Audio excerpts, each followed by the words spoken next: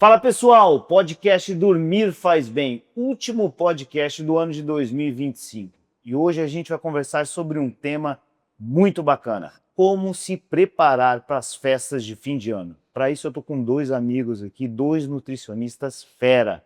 E hoje a gente está nesse ambiente super legal aqui na Clínica Colucci. Obrigado primeiro a todo mundo da Clínica Colucci por ceder esse espaço. Então vamos lá, vamos começar esse último podcast do ano de 2025. Antes de mais nada, vou apresentar para os nossos dois amigos. Renato Barbim, nutricionista, Hugo Comparoto, nutricionista. Sejam muito bem-vindos aí, mais um episódio aí. Obrigado, Cris. E aí, como é que estão? Estão preparados para o fim de ano ou não? Tem que estar, né? É. Tem que estar, é isso aí. Eu vejo que chegou no final do ano, aumenta muito o volume, as pessoas procurando bastante vocês. Como é que tá a agenda cheia? Como é que tá o negócio que eu falei, Renato? Sim, a agenda de final de ano a galera quer vir antes do Natal, antes do Ano Novo.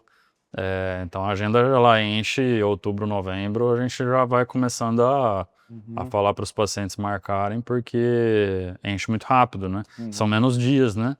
Então a galera que não marca até novembro ali, só janeiro, não tem jeito. Show. E Hugo, é assim? Estamos na mesma pegada, né? Já faz tempo que a gente já está nessa jornada, então a gente já está acostumado com essa época.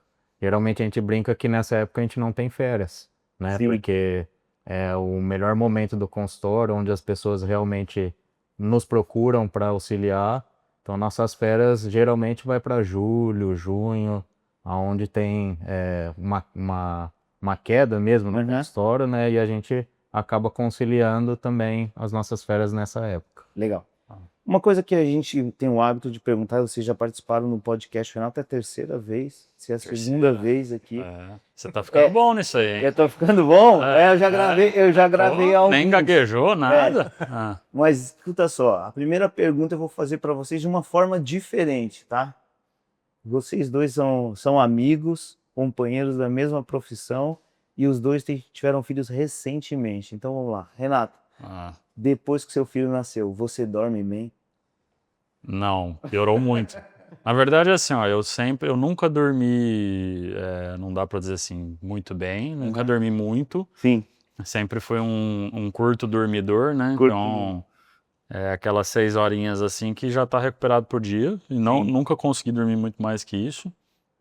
E depois do filho, isso, nossa, piorou muito, né? Porque é raro a noite que você dorme 6 horas, né? E quando não, você dorme muito picado, né? Então piorou bastante, sim. Logo que ele nasceu ali, se a gente pegar os 3, 4 meses iniciais, eu perdi peso, a gente não consegue treinar, né?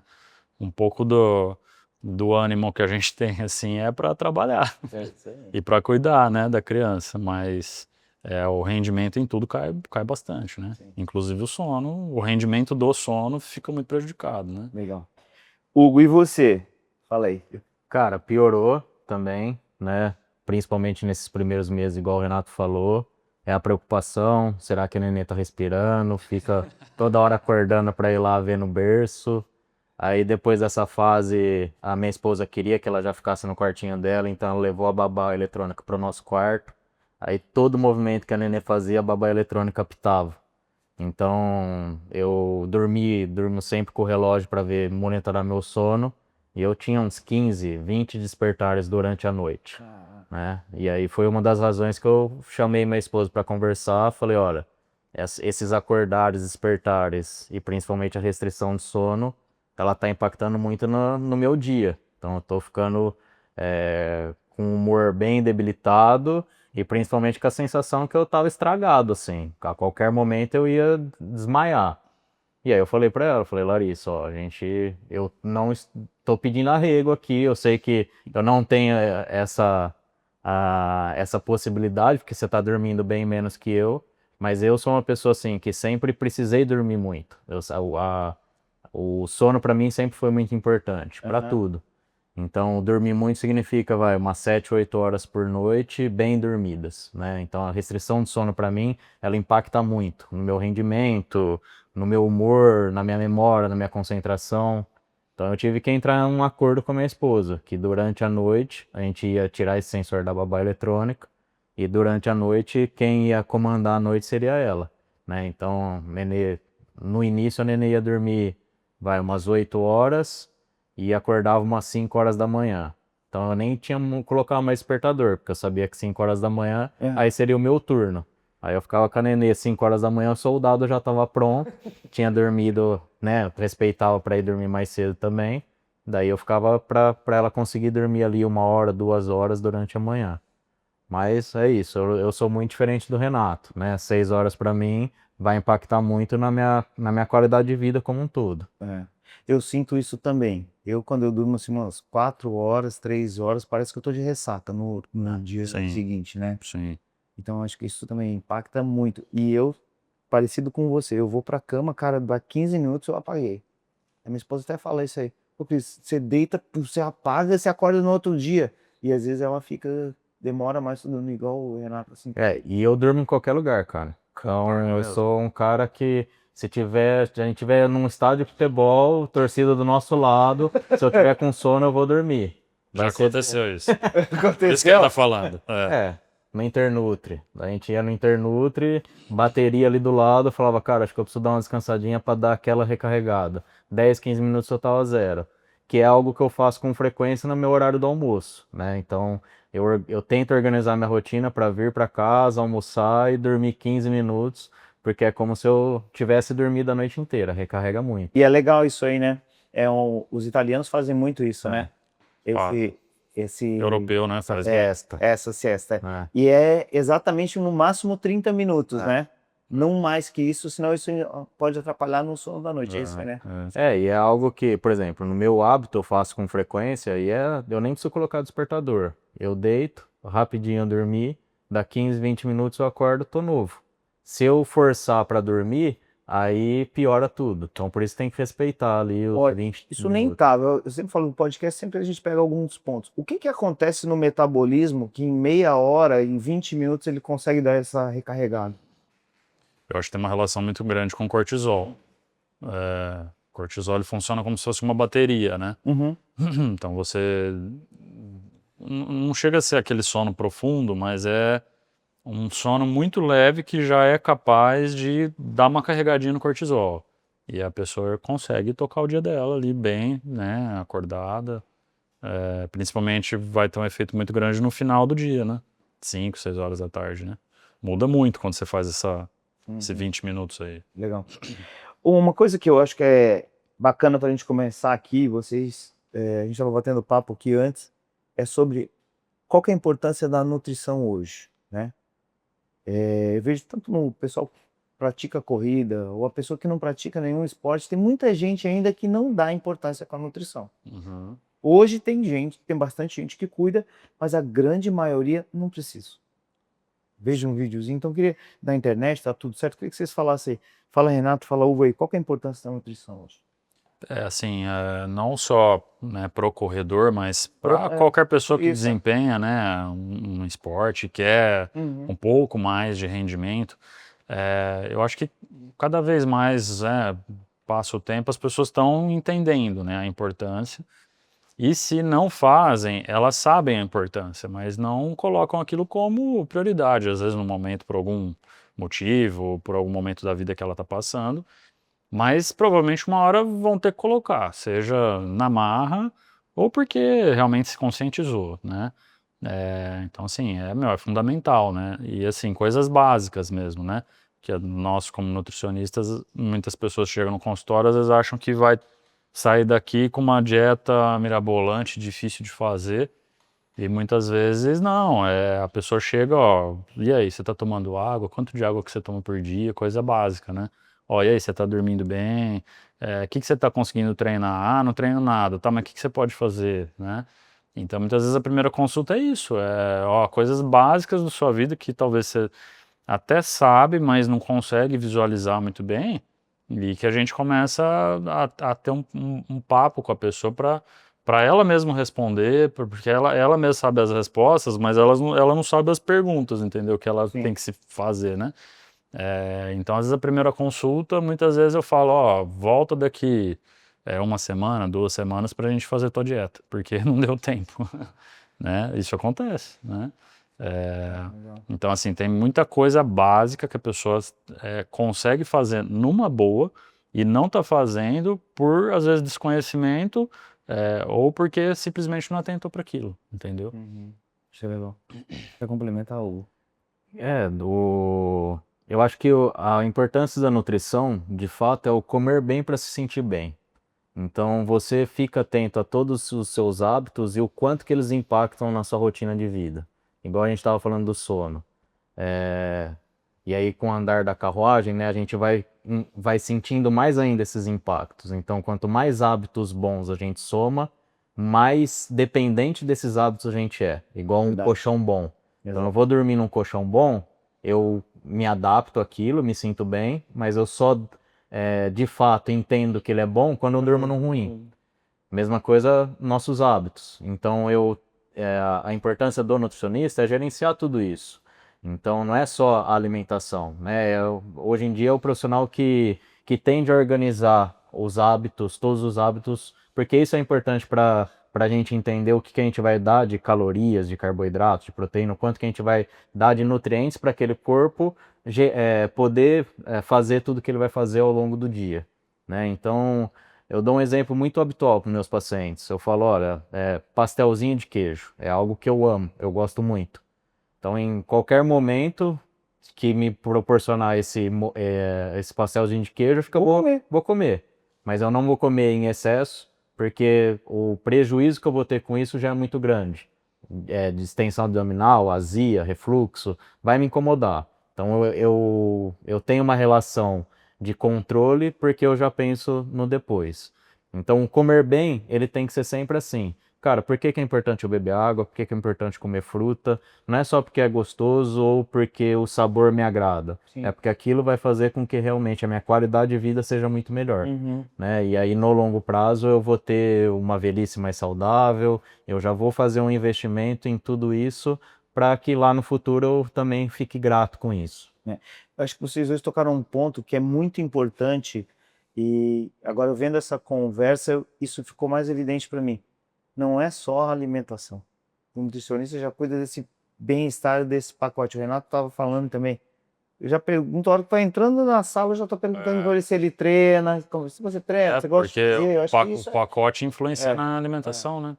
Então eu preciso entender, ó, você está treinando ou não está, ó, você está dormindo bem ou não está. Então eu preciso de várias informações para a gente entrar na nutrição. Então antes de entrar na nutrição, é por isso que o Hugo falou que o nutricionista ele tenta entender muita coisa ali antes, né? Porque até para a gente prescrever, fazer a prescrição, né? Qual horário que você vai comer, você tolera comer, igual a gente estava conversando aqui um pouquinho antes. O Hugo come antes de treinar, eu não como, porque cada um tem a sua individualidade, né? Então é muita pergunta antes da gente fazer uma prescrição de dieta. Né?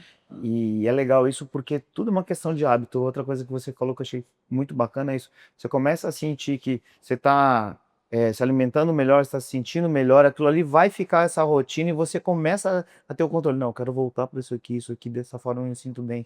Então eu vejo que é exatamente essa construção de hábito aí com o cliente. Eu fico muito feliz quando eu atendo pacientes antigos, cara, que faz 4, 5 anos que não vão no consultório e eles aparecem.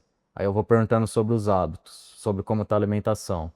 E aí geralmente a resposta é similar à última dieta ou às dietas que a gente foi moldando. Aí eu falo, puta, que legal, olha a diferença que a gente consegue fazer na vida dessa pessoa, né? Porque, de fato, essa é a melhor dieta, é aquela que vira um hábito e a pessoa continua fazendo porque ela entendeu a importância e o quanto que aquilo tornou real para ela esse segmento, né? Então, é igual a gente está comentando também, do papel do nutricionista nisso tudo. Às vezes a gente tem que ficar muito atento também às queixas. Por exemplo, o paciente chega lá e fala, eu tô com muita fome no final do dia, ou tô com uma vontade de doce, igual a gente estava conversando, nossa, quando eu tenho a restrição de sono, me parece que me dá uma vontade de alimentos calóricos absurda. Então, o nutricionista escutando isso, ao invés dele se preocupar e falar, nossa, a pessoa está com fome, está com vontade de doce, como que eu vou manejar a alimentação? Vou dar mais comida, menos comida? Ele fala, cara, vamos tentar dormir meia hora a mais. Vamos tentar gerenciar melhor esse estresse, tira a tela antes de dormir, ou vamos inserir um psicólogo para nos ajudar a controlar melhor essas opções. Por isso que eu falei que muitas vezes esse papel veio para nós, nutricionistas, porque é extremamente fundamental, né? E aí a gente conversa com a equipe multidisciplinar como um todo. Ó, vamos consultar com o médico, vamos com um psicólogo, deixa eu falar com o seu treinador, talvez essa fome ou essa necessidade seja porque o volume de treino nesse momento está muito grande porque você não está conseguindo descansar. E ao invés de eu te aumentar a comida, acho que não vai ser tão positivo assim, o aumento de carboidrato, de calorias. Acho que talvez a gente pode pensar em reduzir o volume de treino. Acredito que seja uma melhor estratégia agora, mas deixa eu falar com o treinador, ver se ele concorda. Então, às vezes a gente pega esse papel que é fundamental, né, para nós hoje como prescritores de alimentação, de dieta, enfim. Massa. Vocês falaram muito sobre o sono, e o primeiro podcast, eu acho que eu já falei aqui, foi aqui, eu saindo da clínica com o Lúcio, o Renato me perguntou como é que estava, se eu estava dormindo bem, passando uma consulta. E o Alexandre, que tinha machucado a panturrilha, tinha me perguntado também se eu tinha dormido bem. Eu falei, esse cara estão tirando onda da minha cara, né? Eu preciso passar lá para colchões, para ver colchão, os dois perguntando. E aí eu liguei para eles e falei, cara, vamos gravar isso aí. E a gente não sabia nem o que ia falar direito, Sim. não é? E então eu acho que é muito legal, porque eu vejo que isso aí também é uma coisa que vocês dão uma prioridade muito grande ao sono. Durante o nascer os filhos de vocês falaram que o pessoal de um colchão, alguma coisa, a gente faz uma indicação, passa isso aí. E eu fico muito feliz de a gente estar aqui depois de quase 3 anos, depois gravando outro episódio, e agradecer demais a Passa Lá com Colchões, porque ela fez todo o apoio, o patrocínio nesse podcast, e isso aí virou uma realidade aí que a gente está fazendo. Então, Passa Lá com Colchões, ó, coraçãozinho para vocês aí. Show, mas falamos bastante coisa, e eu queria falar agora um pouquinho sobre essa época do ano, que é o final de ano que a agenda de vocês está lotada. E como que a gente se prepara para essas festas sem dar essa desandada e sair pior do que a gente começou, né? E aí, Renato? Assim, é o que a gente disse também. Eu acho que existe um certo exagero das pessoas ao falar do final de ano, porque, querendo ou não, tudo bem, o mês de dezembro é um mês que você tem, às vezes, uma confraternização ou outra para fazer, que é um momento que você vai provavelmente fazer uma ingestão calórica um pouco maior. Mas se a gente parar para pensar, tá bom, são alguns momentos assim, um dia 24, um dia 25, um dia 31, um dia 1, mas e os outros 20, 25 dias do mês, entendeu? Então tem um certo exagero com relação ao final de ano, e eu não vejo assim como uma coisa muito diferente, por exemplo, às vezes de um mês que a pessoa... Você tem sempre um mês que a família tem um monte de aniversário, não tem? Talvez seja um mês até pior, assim, entre aspas, se a gente for ver. Porque às vezes vai ter mais confraternização, vai ter mais comida no ambiente, vai ter mais calorias, mais álcool. Então, assim, tem muitas pessoas esse mês de dezembro que trabalham o mês inteiro. Eu, por exemplo, esse mês, acho que é a primeira vez em 14 anos atendendo que eu vou abrir a agenda entre Natal e Ano Novo, porque a demanda cresceu. Eu falei, bom, vamos abrir, não vou fazer nada, vamos trabalhar alguns dias. Então, é um certo exagero, e eu acho que mesmo tendo, às vezes, algumas famílias que tiram férias, viajam, coisa desse tipo, tem estratégias a serem feitas, né? Muitas estratégias, né? Ingestão de fibras, tentar não cair em ingestão de fibras, ingestão de água, a pessoa tentar se manter ativa, por mais que o treino não seja aquele treino, mas só de você se manter ativo, às vezes não treinando, mas andando pra caramba, você usa reloginho, vê a quantidade de passos que você deu aí, isso impacta na tua fome, impacta no gasto calórico, né? O Hugo vai falar outras coisas aí também, mas tem muita coisa, né, que assim, que dá para fazer e que dá para você empatar no mês, dá para você não ganhar peso, dá para você não ganhar gordura, dá para você não piorar tanto o teu rendimento no esporte, né? Boa. É o famoso, se não melhorar, não piora. Né? Isso eu acho que para essa época de final do ano é bem relevante, né? Às vezes é a busca incansável por estar progredindo, estar melhorando. Às vezes a melhora é estar igual, isso já é bem positivo, principalmente do ponto de vista, assim, de pessoas que estão tratando obesidade. Então, cara, já tive, sei lá, perdi 20 quilos. Para que nessa época do ano você vai querer perder mais 5? Não, mantém o que você perdeu, depois você organiza melhor. Empate é vitória. Isso. É. Empate e vitória. Empate é vitória, de verdade. E fora isso, né, o que a gente vai dar como dica nesse período para o final de ano é dica universal para qualquer época do ano, né? Porque agora é Natal e Ano Novo, daqui a pouco vem Carnaval, depois vem Páscoa, depois vem esse mês que tá cheio de aniversário, aí depois vai vir férias de julho e feriados. O ano que vem a gente vai ter muito feriado, Copa, então vai ser festa o ano inteiro, Vai. né?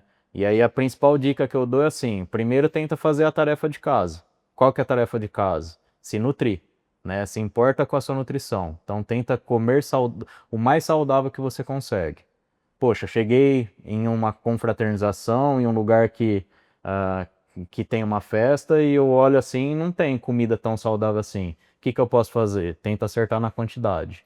Então, não é usar o jaquê, né? Estou por exemplo, aniversário infantil. Jaquê é bom, né? Às vezes ou numa confraternização que só vai ter salgadinho frito. O que eu vou fazer? Não, vou comer 1, 2, mas eu não vou me alimentar daquilo. Então a tarefa de casa significa manter o consumo de frutas, legumes, verduras, alimentos com baixo teor de gordura. Então é como se fosse estar o tempo todo se preocupando com a bateria do corpo. E a bateria do corpo são os alimentos que a gente consome, né? Por quê? Porque se a vida neste momento virar só festa, só confraternização, só momentos com alimentos de baixo teor nutricional, né, extremamente gordurosos e tudo mais, no começo do ano a dívida vai estar muito grande. Muito. E até aí vem todo aquele comportamento, né, de querer resolver em 1, 2 semanas o que ficou o mês inteiro não cuidando. Sim.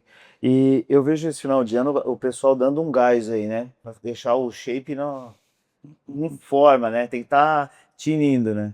Então eu acredito que a consulta de vocês deve ter aumentado muito esse volume. O Renato acabou de falar da agenda.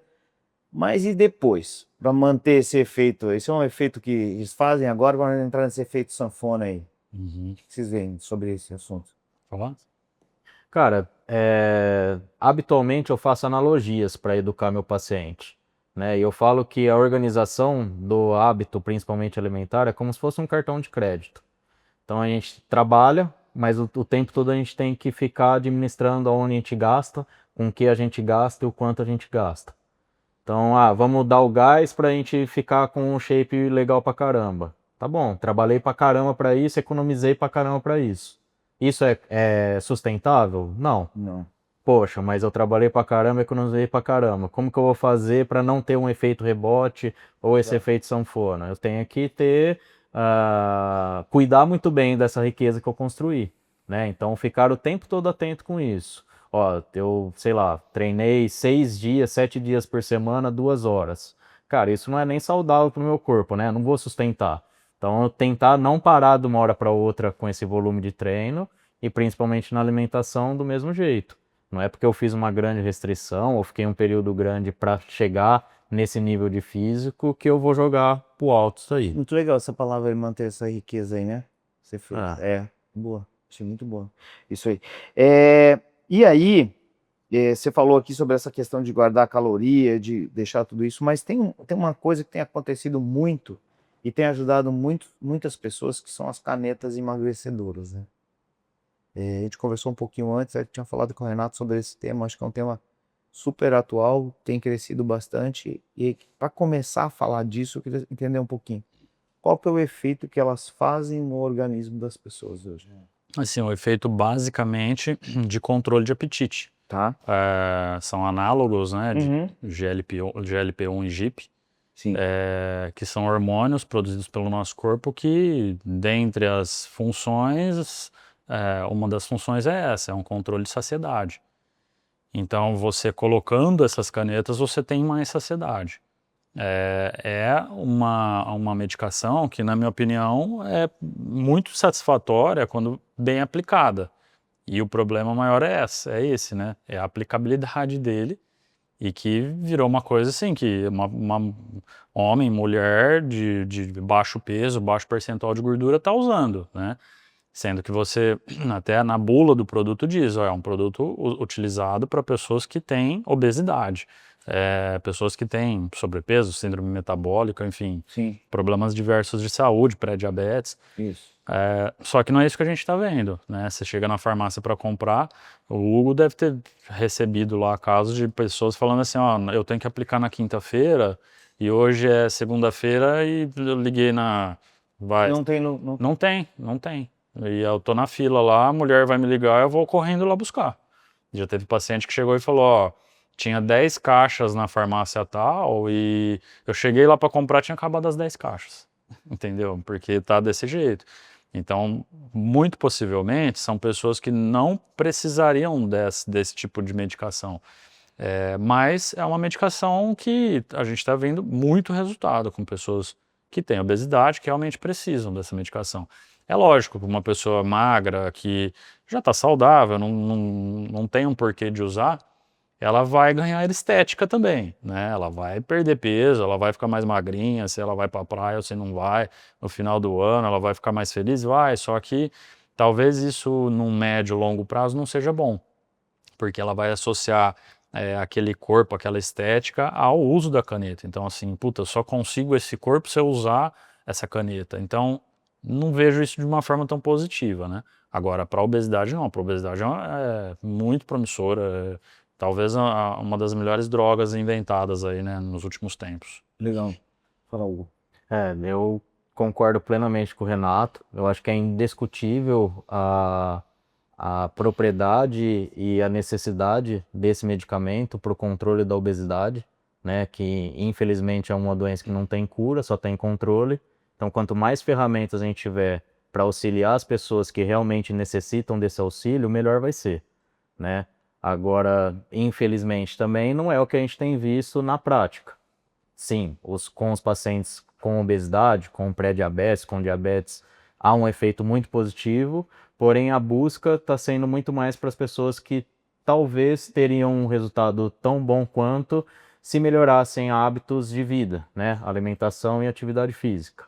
Mas, pela pressa, eles recorrem a isso, né? Então, nós temos praticamente duas situações.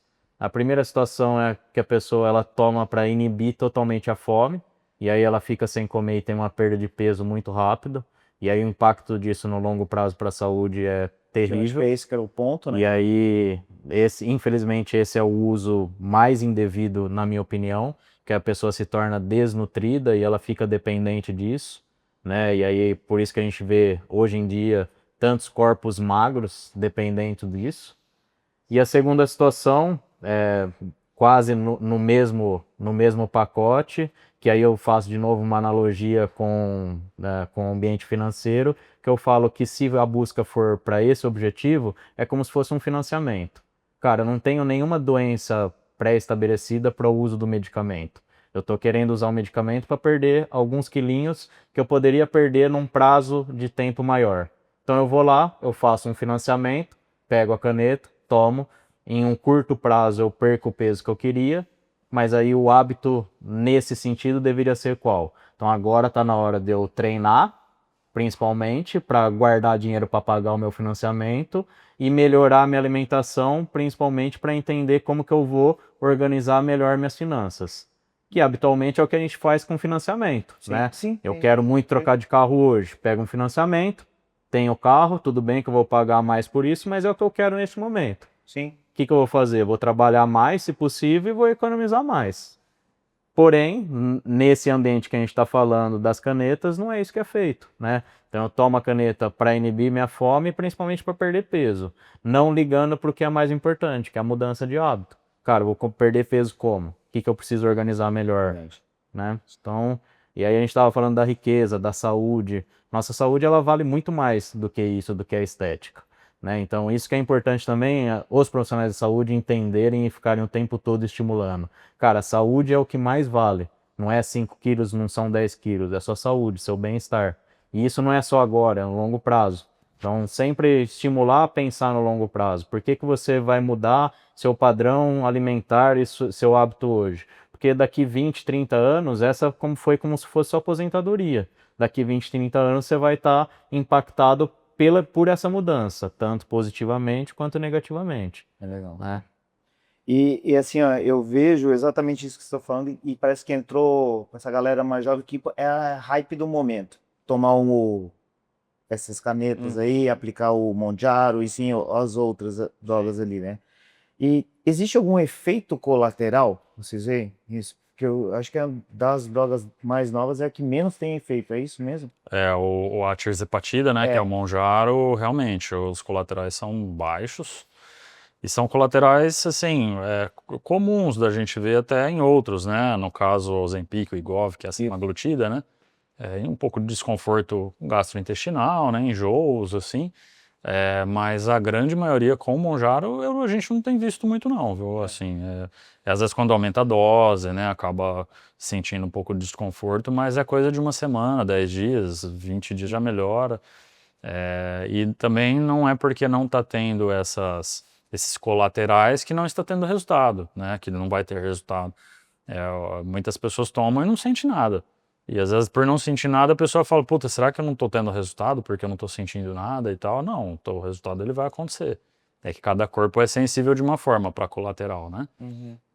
Mas isso é válido para qualquer remédio, né? Qualquer remédio dessa forma, né? E Hugo, fala pra mim, você tem um paciente que usou e depois ele veio te procurar dizendo assim, eu tomei e emagreci, mas eu tô sentindo fraca, eu preciso ajustar a minha nutrição, porque é o que a gente tava falando, né? Vai comer menos. Sim.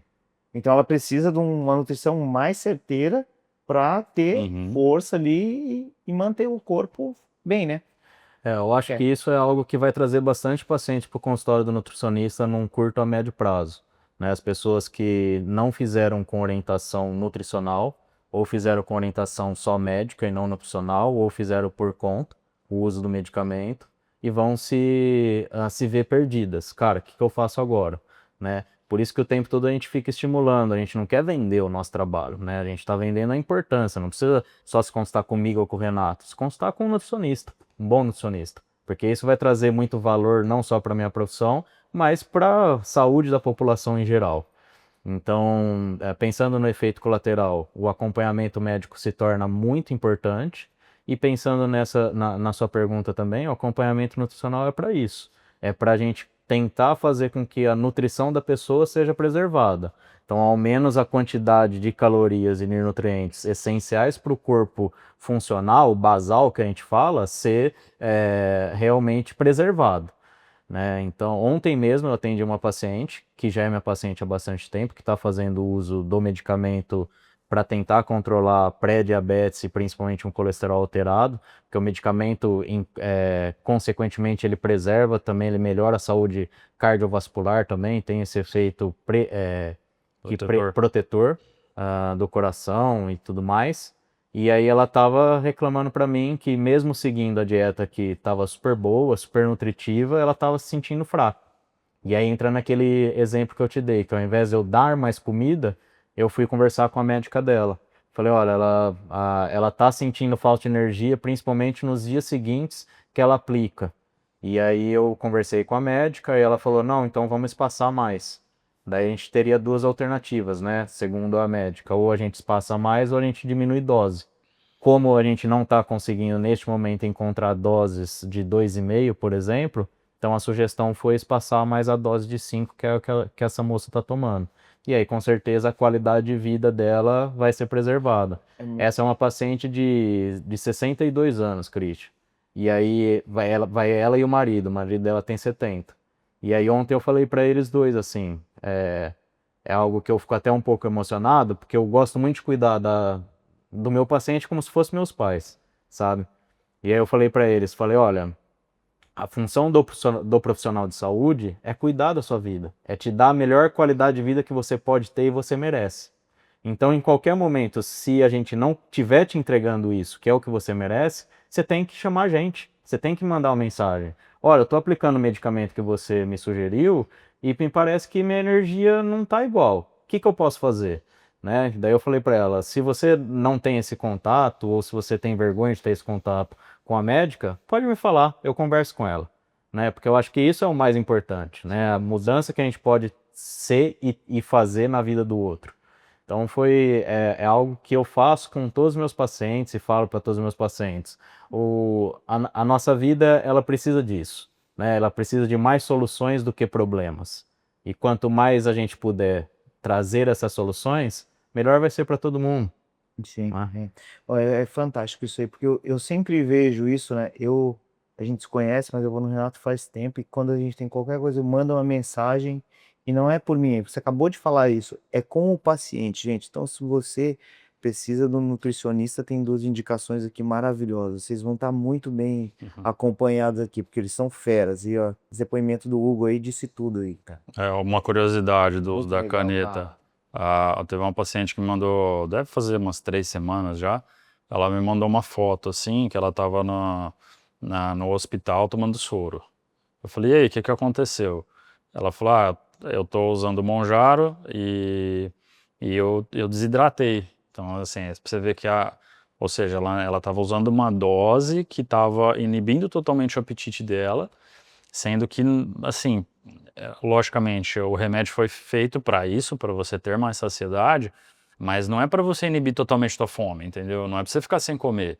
E aí, conversando ali com ela, tal, ela falou, olha, eu tô conseguindo comer isso aqui por dia, isso. Não dava nem, assim, 1/3 da dieta que eu tinha passado para ela. Dava coisa de 400 calorias por dia, sabe?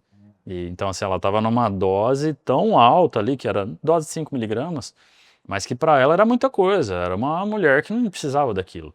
E ela não conseguia tomar água, né? Então desidratou, foi para o hospital tomar soro, porque de tão ruim que ela ficou, né? Então essas canetas no geral, elas não servem para deixar a pessoa totalmente inapetente, sem fome. A pessoa, ela tem que continuar tendo fome, porque ela, deu a fome do almoço, eu vou almoçar. O que a caneta vai fazer? Talvez você à tarde ou depois do almoço você vai acabar o teu prato de comida, você não vai ficar olhando para os lados desesperado para comer. Não, você vai ficar bem, vai ficar saciado, vai passar 3, 4 horas, você vai conseguir comer de novo, pouquinho, mas vai comer. Você vai conseguir fazer o seu jantar. Então, se a pessoa que está assistindo a gente estiver usando essas canetinhas, né, e tiver com muita inapetência, muita falta de fome, de apetite, não é um caminho bom, porque o caminho bom é o caminho da educação, né, igual o Hugo falou, você tem que aprender a comer, a canetinha vai ser um suporte para você, você tem que aprender com ela, né, que a saciedade aparece antes, você vai ter que comer bons alimentos, porque você vai estar comendo 800 mil calorias por dia, então prefira bons alimentos. Então, até para a pessoa entender que ela vai sair da caneta uma hora, ela vai desmamar isso aí, ela vai parar de usar. Então, ela tem que ter aprendido ali durante 4 meses, 6 meses, o uso que ela for fazer da caneta, que, eu preciso me nutrir, eu preciso aprender que eu tenho que comer isso aqui por dia, né, que vai me fazer bem. Até né? porque não pode destruir os bons hábitos dela, né? Que é Então, exatamente isso aí. Pois é, pelo menos ele te educou a fazer isso. Então você tem que manter essa regrinha do pós. Vou dar um exemplo aqui, fazendo uma analogia igual do Hugo tá fazendo ali. Eu acabei a maratona lesionado, eu tenho que continuar acordando cedo, eu tenho que continuar indo na academia, eu preciso continuar no meu treino, mesmo que ele seja mais leve, porque se a gente parar, meu corpo vai entrar nesse modo descanso e tá tudo certo. Sim. E eu quero manter, porque vou voltar daqui a um mês e quero voltar no mesmo ciclo. Então, Sim. é lógico que eu não tô tão magro quanto eu tava, engordei um pouquinho, mas eu continuo mantendo essa rotina. Exato, faz parte. Continuo mantendo essa rotina para a hora que voltar. Então, se você vai fazer o uso desse medicamento, você cuida da sua rotina, dos seus horários de alimentação. Isso. Medicação serve para isso. É isso aí. Esse alerta que o Renato fez é extremamente importante para hoje, Cristian, porque tem muita pessoa que vai buscar um medicamento para inibir a fome. E o medicamento ele não foi desenvolvido para inibir 100% a fome, ele foi desenvolvido para gerar uma sensação de saciedade maior naquelas pessoas que são menos sensíveis à saciedade. Então, fome é algo fisiológico e a gente tem que sentir e aprender a como que a gente vai manejar ela e controlar. Tem algumas pessoas que não têm uma sensação de saciedade normal, né? Tem uma sensação de saciedade maior ou menor, ou uma sensação maior de fome, e aí o medicamento vem para ajudar a controlar isso. Pode ser que tenha alguns pacientes que vão usar o medicamento para sempre, para o resto da vida. Para quê? Para ter essa maior saciedade e aprender a controlar. Então, eu também, no consultório, o tempo todo eu ensino isso ao paciente. Falo, cara, Fome é igual vontade de fazer xixi, vontade de fazer cocô, frio, calor, é uma sensação fisiológica que a gente precisa ter para saber como que a gente vai manejar isso. Legal. Às vezes, se a gente vê que realmente o controle do volume dos alimentos, ele não está sendo algo tão simples ou fácil, o medicamento vem para nos ajudar a organizar melhor isso. E aí pode ser que ele saia, pode ser que ele não saia, né? Sim. E o Renato falou outro ponto que eu achei interessante, o desmame, né? Existe um processo de desmame? Falar um pouquinho Assim, sobre acho isso. que exatamente como deve ser, acho que varia, né? Cada caso é um caso. Existem pessoas com uma obesidade utilizando, que tem patologias, tem pessoas que não vão desmamar, tem pessoas que vão ter que continuar usando a E vai medicação viver bem assim. e vai viver bem, porque a medicação não necessariamente você tem que desmamar, você pode continuar utilizando. Às vezes é uma pessoa que tem um diabetes, um pré-diabetes, que só a caneta regulou isso, né? Então vai ter que continuar usando, né?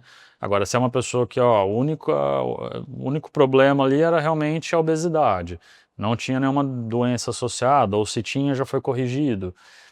Aí o processo de desmame pode começar. Mas não existe assim, um tempo, você só pode usar 6 meses, um ano. Não tem um tempo. Aí é a equipe médica avaliando, né? E aí a importância, né, do médico conversar com o nutricionista, falar, como que tá aí, o que você acha, dá para diminuir dose? E o desmame é isso, né? Diminuição de dose, aumento do tempo, né? E aos pouquinhos ir sentindo como o paciente está ficando, né? O peso está reganhando, se reganhou pouco, e está mantendo. Será que, vamos parar um tempo e depois voltar? Pode ser que isso aconteça também, né? Hugo, a gente estava conversando, a gente conversou sobre a situação da pessoa começar a parar de olhar para o lado, ficar olhando para os viris. Conta mais um pouquinho, eu acho que essa história é interessante. Esse efeito era algo que clinicamente era observado, ainda não era cientificamente comprovado. Aí saiu um estudo, acredito que faz 3, 4 semanas, que comprovou esse efeito da tirzepatida, né, de silenciar a voz que nos leva ao belisco. Então, a gente estava até comentando com vocês que eu vejo nos pacientes que têm essa impulsividade, né, de às vezes já estar saciado e confundir fome com vontade e beliscar, acabei de almoçar, estou pensando em comida, então ele tem, o medicamento promove um pouco desse efeito de diminuir o que às vezes o paciente associa à ansiedade, eu como por ansiedade, e na realidade isso é impulsividade, né, eu penso e já faço. Então o medicamento ele ajuda a controlar essa impulsividade, não só com os beliscos, né, mas às vezes igual a gente está falando nesse momento que a gente está de confraternização, de festa, aí vai para bebida alcoólica, para doce, para tudo, né? Então a gente está levantando a bandeira para o uso correto e pensado do medicamento, principalmente quando envolve toda a equipe multidisciplinar, porque isso é importantíssimo. E também pensando no desmame, uma informação importante é que nesse momento ainda se torna mais importante e necessário o acompanhamento com o nutricionista e com a equipe como um todo, né? Porque às vezes a gente vê que o paciente aderiu a bons hábitos, a alimentação está muito boa, o medicamento ele começa a sair, mas começa a voltar uma impulsividade ou uma ansiedade ou um comer por emoção. E se esse paciente não faz acompanhamento psicológico, talvez esse seja um momento mais oportuno e interessante. Então, em alguns momentos eu faço isso, eu falo pro meu paciente, falo, cara, olha, você aprendeu a comer, a se organizar, a se planejar, sua rotina alimentar está extremamente saudável, mas você está passando por um momento que a sua ansiedade, às vezes é no trabalho, no relacionamento social, que está te deixando mais ansioso. Então, ao invés de você vir no consultório e a gente tentar organizar melhor isso, eu não sou o melhor profissional para fazer isso com você, o melhor profissional é um psicólogo. Vamos procurar um psicólogo. Vamos espaçar nossas consultas, às vezes é mensal, bimestral. Vamos colocar um espaço maior para você vir aqui para a gente ter um controle de como está indo a sua composição corporal, seus hábitos, mas vamos agregar um trabalho melhor, porque é algo que você vai aprender e vai levar para a vida, né? É legal isso aí, muito bacana, porque a gente estava falando também sobre essa questão da ansiedade, né? E eu vejo muitos jovens sofrendo dos dois lados, ou muito magros ou ganho de peso muito alto, principalmente a quantidade de informação que tem de todo lado, né? E a rede social, eu falo que a foto da pizza é muito mais saborosa do que ela pessoalmente, né? Sim. Então tá o tempo inteiro aquela disputa, né? Hoje, o perfil do paciente de vocês, procura vocês, tem muito esse caso de ansiedade? Tem. Muito, assim. Toda idade, Renato? Toda idade. Toda idade. Jovem. Jovens, eu atendo pacientes a partir dos seus 13, 14 anos ali, né? E, enfim, até terceira idade. E sim, a ansiedade, na verdade, eu acho que sempre fez parte, né, do ser humano. Talvez hoje ela é um pouco mais falada, um pouco mais discutida, né? Tem outras coisas no nosso mundo que fazem talvez a ansiedade aparecer um pouco mais fácil, né? E é um ambiente hoje com mais comida, né? Então você acaba, depois do século, da década de 70, 80, com mais comida no ambiente, né? Começou a aparecer mais pessoas com sobrepeso, obesidade, e muitos que descontavam às vezes essa ansiedade em outras coisas, em outras pessoas, em outros hábitos, outros vícios, começaram a talvez comer mais, entendeu? E isso fez esse boom da obesidade, né? Não só isso, mas isso é um dos fatores, né? Sim. Então, com certeza, assim, no nosso consultório aparecem pessoas com sobrepeso e obesidade que muitas vezes não se tratam, não usam medicação nenhuma, não passam psicólogo e quando a gente olha isso, a gente já tem já tem a mão com esse tipo de paciente, já atende há alguns anos. A gente vê que, ó, puta, eu vou ter que falar para ele ir num psicólogo, para ele ir num psiquiatra, para ele e procurar alguma ajuda, porque dificilmente ele vai ter resultado. E a gente já vê com poucas palavras ali que você conversa com o paciente, né, na hora que a gente faz a nossa anamnese ali, que ele realmente ele vai precisar de uma ajuda maior. E a gente tem que ir com um jeitinho, conversando, falando e tal, mas com certeza, a ansiedade, não sei se dá para dizer que é o mal do século, mas é um dos maus, com certeza, né? Isso aí. É. Como que é a receptividade nesse ponto aí, quando você chega no paciente com isso, né? Cara, eu acho que assim, a ansiedade todo mundo tem, né? Sim. Alguns têm um controle maior e outros têm um controle menor, Sim. né? Mas todo mundo tem um pouco de ansiedade ou não reconhece o que é ser uma pessoa ansiosa. Por exemplo, eu aprendi que eu reconheci a ansiedade com psicólogo, com acompanhamento psicólogo. Então eu tinha 32, 33 anos, meu psicólogo falou: "Não, você tá assim porque essa semana você tá mais ansioso". Aí eu olhei pra ele e falei: "Cara, como assim ansioso? Eu sou calmo pra caramba". Ele: "Não, você não é calmo, você é ansioso pra caramba por causa disso, disso, disso". Falei: "Caramba, eu sou ansioso pra caramba", né? Então, acho que assim, a ansiedade é algo que todo mundo tem. Sim. O problema dela é quando a gente não tem o controle ou ela sai do nosso controle, né? E aí, um problema ainda maior é quando entra a ansiedade com o imediatismo. Então, no consultório, isso é muito habitual. O paciente com um nível de ansiedade altíssimo e, às vezes, querendo um resultado que ele precisaria de um tempo bem maior para aquilo e quer isso para ontem, né? Então, quando eu vejo que realmente a coisa não vai ser boa se eu deixar daquela forma, eu sugiro meu paciente passar por uma consulta psicológica e talvez com um psiquiatra. E, cara, uma das coisas mais difíceis no consultório é sugerir o paciente ir no psiquiatra. E aí, como eu tenho vários pacientes psiquiatras, eu perguntei para eles, falei: "Cara, quando você vai prescrever um medicamento para controle de ansiedade para o seu paciente, como que é a receptividade? Como que você consegue convencer ele que ele está precisando desse medicamento?" E um deles me falou um exemplo que eu achei fantástico. Ele falou: "Hugo, eu falo que o medicamento é como se fosse um óculos. Neste momento é importante o medicamento para a pessoa ver algo que ela não está conseguindo ver da maneira que ela precisa ver, de uma maneira confortável, que pode ser que ela use isso para a vida, porque de fato melhorou a qualidade de vida dela, como pode ser que seja algo momentâneo, que depois, ajustado a outros fatores, ela vai poder ficar sem, né?" Eu falei: "Pô, eu uso óculos, para mim, o óculos é fundamental para minha qualidade de vida, então ficou fácil.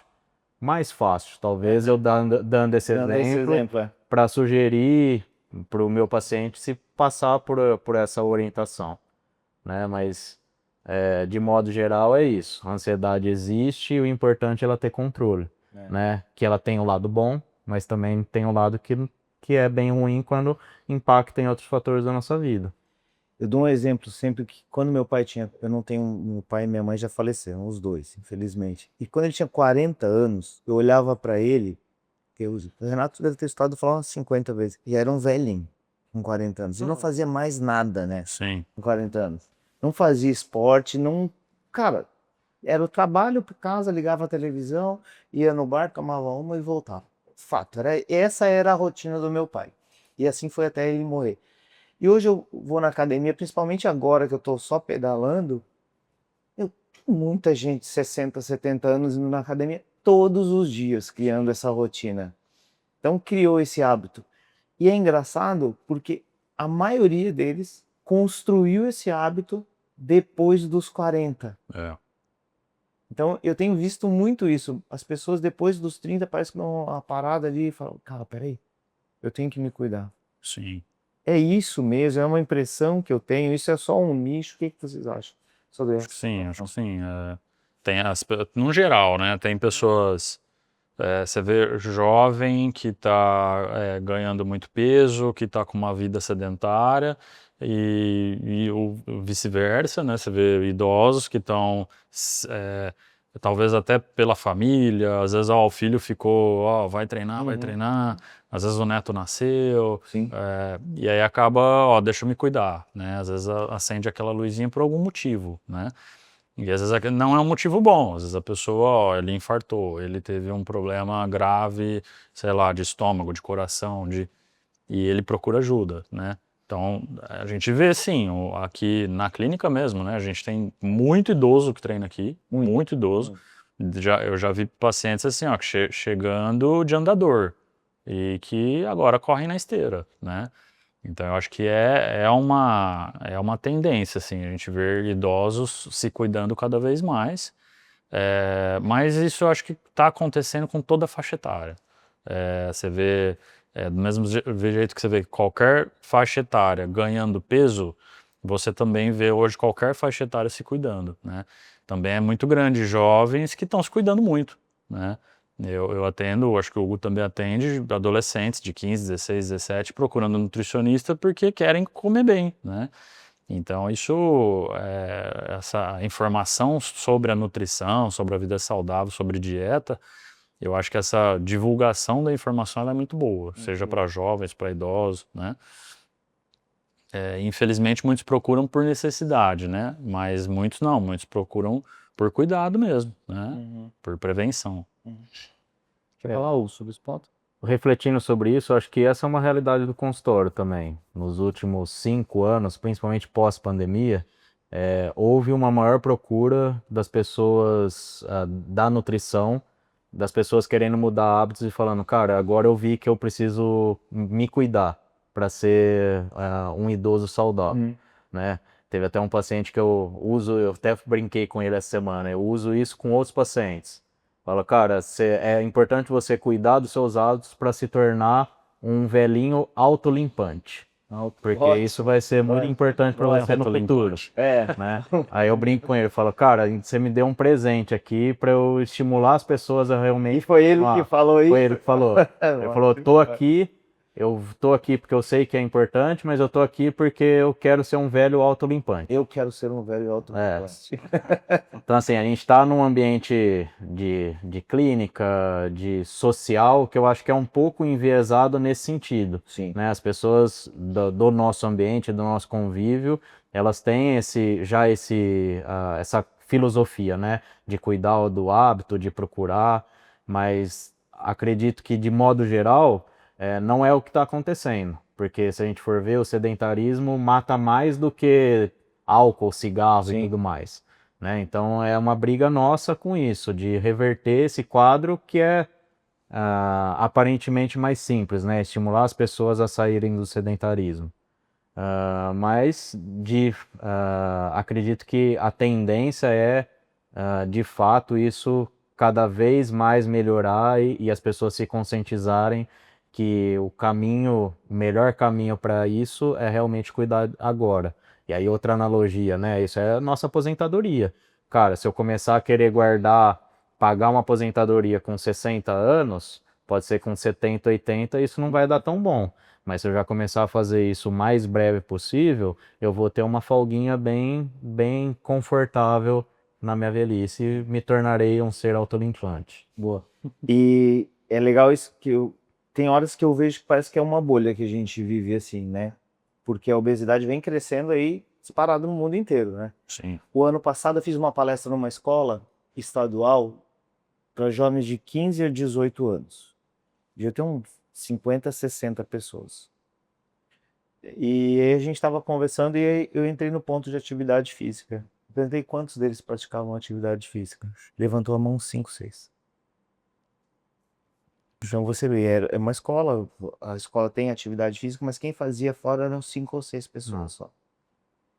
E esse ano, no relatório de corrida que soltou, aumentou quase 50% os corredores no Brasil e a idade que mais aumentou foi dos 18 aos 25.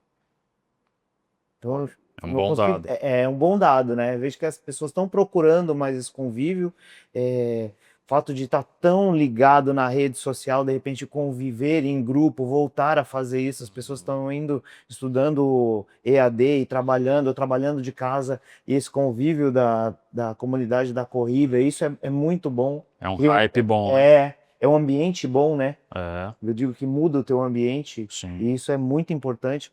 Se você quer mudar o hábito, eu sempre falo também, muda o teu ambiente, cara. Procura as pessoas. O esporte salva vidas, né, Salva, cara? salva. Então, acho que isso é o importante também pro profissional de saúde, estar o tempo todo estimulando a prática de algum esporte, né? Que às vezes a gente está falando de atividade física, a pessoa já se imagina numa academia ou já se imagina que ela tem que fazer algo que não é prazeroso para ela, né? E vencer o sedentarismo é se exercitar, é simplesmente começar a se movimentar, Sim. né? E aí o esporte agrega ainda mais porque ele faz com que toda atividade fique mais prazerosa e divertida, né? Então, eu tenho esse hábito também no consultório, de estimular os meus pacientes a buscarem algum esporte que realmente eles gostem. O paciente às vezes chega lá e fala, faço musculação 2 vezes, 3 vezes na semana. Aí eu estimulo, falo, cara, vamos procurar alguma coisa que você gosta, um tênis, um beach tênis, uma corrida, bike. Vamos fazer alguma coisa que você realmente faça porque te diverte, não só faça pela responsabilidade, porque a gente é adulto, a gente tem que fazer, às vezes, o que a gente não gosta, né? E aí eu vejo o esporte como assim, cara, tem que fazer porque é importante até para a cabeça, né? Encontra uma atividade que você gosta e vamos para cima. É muito legal, é a última coisa que eu vou contar sobre isso, depois a gente vai entrar numa parte de bate-pronto aqui com vocês. Mas eu tive 2 crises de ansiedade, parar no hospital, seguida assim 15 dias, e aí foi diagnosticado psiquiatra burnout. E aí eu fui na Fer, endócrino, e ela falou, primeira coisa, como que tá a tua rotina? E aí ela perguntou, Renato sabe dessa história? E aí eu disse para ela que eu tinha parado de fazer atividade física, intensidade, porque eu estava machucando muito a panturrilha, parei de correr, eu corro 1 vez na semana. Ela falou, você tá doido. Volta a correr, vai acertar a tua fisioterapia, você precisa correr, você vai ver o tanto que você vai melhorar. E comecei a tomar um remédio, um tarja preta, durante esse período, para atender uma necessidade, tratar uma urgência, mas em 3 meses depois eu parei de tomar. E aí a corrida, cara, para mim, ela também ajudou muito nisso aí. Foi muito importante isso aí. E aí, novas amizades, novos convívios, enfim. Sim. Pacote que a gente fala assim. É bom pra tudo, né, É cara? bom pra Pra tudo, network, pra business, pra amizade, pra rede de apoio, né? Isso é o Você esporte. encontra pessoas com o mesmo problema que o seu ali, né? Então, E aí você começa a conversar, as pessoas são muita gente com muito problema que não larga aquilo ali por nada por isso. Porque realmente muda a vida. muitos que treinam Isso. e vêm na consulta com a gente relatam isso, assim, né? Que não Ó, a pode gente treinar. já tá com 1 hora já, que a gente tá falando aqui, passa voando Sim. o tempo aqui. E eu queria combinar uma coisa com vocês, fazer um bate-pronto aqui. Eu vou fazer uma pergunta aí e vocês respondem. Não precisa ser uma palavra só, mas tentem ser breves, tá? Se não der para ser breve, tá tudo certo também, mas vamos lá. Renato, vou começar com você. Tá. Carboidrato à noite, engorda ou depende do contexto? Cara, tudo na nutrição depende. Então depende do contexto. Boa. Depende da ingestão calórica. Festa de final de ano, tá chegando aí. Tem um chazinho milagroso para salvar ou não? Água, melhor que chá. Ou suco verde, porque aí já... Suco verde, melhor que chá. Suco verde. Então, irmã, antes ou depois? Antes e depois. Antes e depois. Ou antes, durante e depois. Renato, um detox no final de ano, de 3 dias, vai salvar? Lixo, serve pra nada. Falou pra ser breve. Breve, então boa. Cerveja zero, carta branca ou carta preta? Carta branca, bem-vinda. Bem-vinda, boa. Boa. Outra agora, zero glúten, zero lactose. Cara que não tem alergia nada disso. Lixo. Nem deixa nem. Serve pra nada. Lixo. Hugo, dormir pouco, queima caloria ou não? Se durante essa restrição de sono você ficar se exercitando, queima. Agora, no médio a longo prazo, não. Boa. Renato, agora essa aqui, ó. Eu sei que você gosta dessa aqui. Olá. Treinar em jejum pós-ceia é inteligente ou não? Treinar em jejum cedo, né? É. Cedo, na hora que acorda. Depende. Eu gosto de treinar em jejum porque eu tenho muito refluxo e a gente vê no consultório, né, muitas pessoas que têm. Então, eu gosto, eu recomendo. Agora, tem pessoas que não se adaptam. Boa. Hugo, comer bem de segunda a sexta e chutar o balde no final de semana, funciona ou não? Não funciona. Infelizmente. O que eu mais vejo é as pessoas de segunda a sexta fazendo essa aí, comendo bem, chegando no final de semana, mói, né? Sim, vixe, é o que mais tem. É o que mais tem, É o que mais tem. Muito bom, gente, muito bom. A gente chega passando 1 hora aqui. Queria agradecer vocês dois demais. Obrigado. Qualquer Obrigado. ponto aí que vocês querem falar antes de a gente mandar recado pra galera, que acho que é importante. Quer falar, Renato? Cara, o recado que fica é que a nutrição, ela vai muito além de contar calorias, vai muito além de você ficar no aplicativozinho lá, isso aqui tem 20 calorias a menos que esse aqui, então eu vou preferir ele.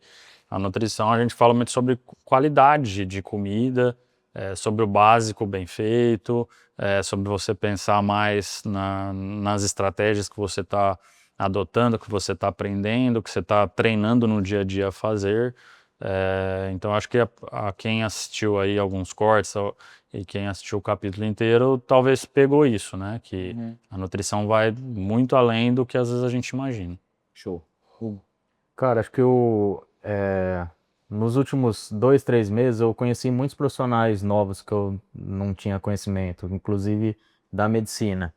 E foi algo que eu escutei de 2 a 3 falando que eles estão com dificuldade de indicar nutricionista porque o paciente já tem um preconceito de ter passado por alguns nutricionistas e a experiência não foi boa. E aí a informação que eu quero trazer, que eu aprendi com um bom nutricionista que é meu amigo Renato, é que o bom nutricionista é aquele que é um camaleão, que ele vai se adaptar à necessidade do paciente e não o paciente ter que se adaptar a ele. Então é isso, é um nutricionista que vai escutar, vai se colocar no lugar da pessoa, tentando visualizar o mundo como aquela pessoa está visualizando naquele momento e sugerir algumas mudanças, pensar junto em algumas estratégias que realmente façam com que aquela pessoa tenha uma evolução, né? E a gente não está falando de evolução só em estética, em perda de peso. A gente está falando evolução em bem-estar, em conforto, em saúde no longo prazo, né? Então, o bom nutricionista é que para nós também é o que eu estava falando, a gente é muito enviesado. Para nós parece que isso é a coisa mais comum e fundamental, mas infelizmente pode ser que não esteja acontecendo. Então, se vocês passarem por alguma consulta que não foi legal, não desistam. Procuram outro profissional, chega nesse outro profissional com essa queixa. Poxa, eu fui em um nutricionista, ele me sugeriu isso, mas o contexto é esse, o que você pode fazer para me ajudar? Porque vai precisar desse ajuste, dessa escuta mais ativa e de principalmente tempo, né? Para ter esse match, né? Então a gente não consegue agradar todo mundo. Então é importante que a gente não receba rótulo de o mais perfeito do mundo, nem o que não consegue ajudar, né? Então é importante esse movimento. Vou buscar evoluir e vou buscar melhorar os meus hábitos cada vez mais. E o papel da nutrição não é só a prescrição alimentar, é realmente fazer com que os hábitos se tornem cada vez melhor, né? Então, se você tem essa percepção, eu já como muito bem, eu já sei comer, eu não sei o que eu vou fazer nutricionista, se permite, vai lá. uma vez na vida. Com certeza, essa única vez já vai proporcionar uma melhora que vai ficar para sempre. Legal, muito bom isso. Queria agradecer vocês mais uma vez e, Renato, quem quiser te procurar, onde que encontra? Aqui, ó, na Clínica Clínica Colucci. Colucci, ou a gente tem, né, nossas redes sociais aí, é só chamar, precisando de uma ajuda, enfim, né, estamos aqui. Show. Hugo? Eu tô no meu Instagram, nutricionista Hugo, no nosso instituto, Instituto Comparoto, também aqui em Ribeirão Preto. Estamos aí. Se precisarem de bons nutricionistas, nós estamos à disposição, para ajudá-los. Show. Obrigado, gente. Pessoal, esse foi mais um episódio do podcast Dormir Faz Bem. Acompanhe a gente nas redes sociais, Spotify e YouTube, tá bom? Um grande abraço e até o próximo.